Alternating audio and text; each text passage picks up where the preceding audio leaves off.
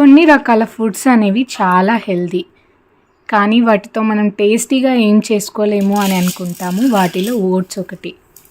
నేనైతే ఈ ఓట్స్ని చాలా రెగ్యులర్గా తీసుకుంటాను. సో వీటితో చాలా ఎక్స్పెరిమెంట్స్ చేసి ఫైనల్గా ఒక టేస్టీ రెసిపీ అయితే ఈరోజు షేర్ చేసుకుంటున్నాను. దీనికోసం అయితే మనం ఫస్ట్ 1 కప్ ఓట్స్ తీసుకొని దాంట్లో 1.5 కప్ వాటర్ యాడ్ చేసి ఒకసారి స్పూన్తో అంతా కలిపేసుకొని ఒక ప్లేట్ క్లోజ్ చేసి కాసేపు పక్కన అయితే పెట్టాలి. ఇవి కాస్త నానేలోపుగా మనమైతే వెజిటేబుల్స్ అయితే కట్ చేసుకుందాం. క్యారెట్, బీట్రూట్, ఆనియన్, టొమాటో, అలాగే పొటాటో కూడా కట్ చేసి పెట్టుకుందాం. ఫస్ట్ అయితే ఇవన్నీ కట్ చేశాను. దాని తర్వాత వీటిని కూడా కట్ చేశాను. ఇక్కడున్న వెజిటేబుల్స్ని చూస్తేనే మీకు అర్థం అవ్వాలి ఇది హెల్తీ ఏ కాదు టేస్టీ కూడా అని.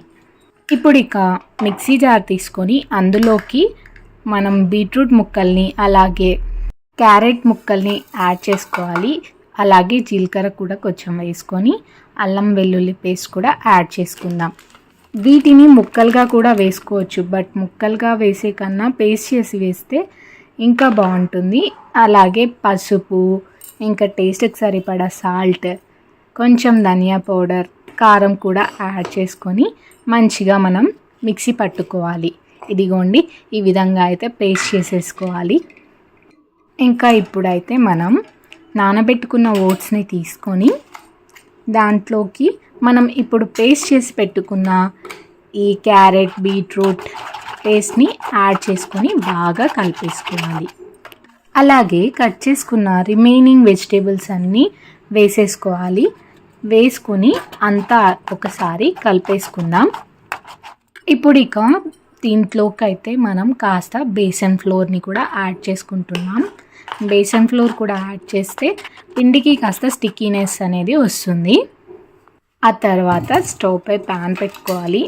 నాదైతే నాన్ స్టిక్ ప్యానే, సో నేను అదే పెట్టేసుకొని అది హీట్ అయిన తర్వాత ఆయిల్ అయితే వేస్తున్నాను. మరీ హెవీగా అవసరం లేదు, నార్మల్గా కూడా వేసుకొని ఈ విధంగా ప్యాన్ కేక్స్ అయితే మనం వేసుకోవాలి.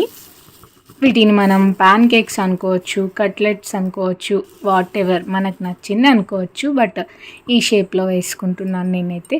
ఒకేసారి ఇదిగోండి ఈ విధంగా ఒక 6 అయితే వేసాను. ఎంత కలర్ఫుల్గా ఉన్నాయి చూడండి. మళ్ళీ దాని మీద కాస్త ఆయిల్ వేసి ప్లేట్ అయితే క్లోజ్ చేశాను. ఒక 5 మినిట్స్ లో ఫ్లేమ్లో కుక్ చేస్తే ఈ విధంగా చక్కగా కుక్ అయిపోతాయి మనకు.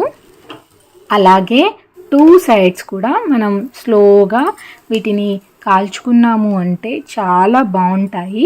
పిల్లలకి కూడా చాలా బాగా నచ్చుతుంది. మంచి న్యూట్రిషనల్ వాల్యూస్ అయితే దీంట్లో ఉన్నాయి. కర్డ్ ఇంకా ఆనియన్ పెట్టుకొని తిన్నామంటే చాలా టేస్టీగా ఉంటుంది. ఇలా చేసి పెట్టి హెల్దీ రెసిపీని కూడా టేస్టీగా మార్చేయచ్చు. Thanks for watching.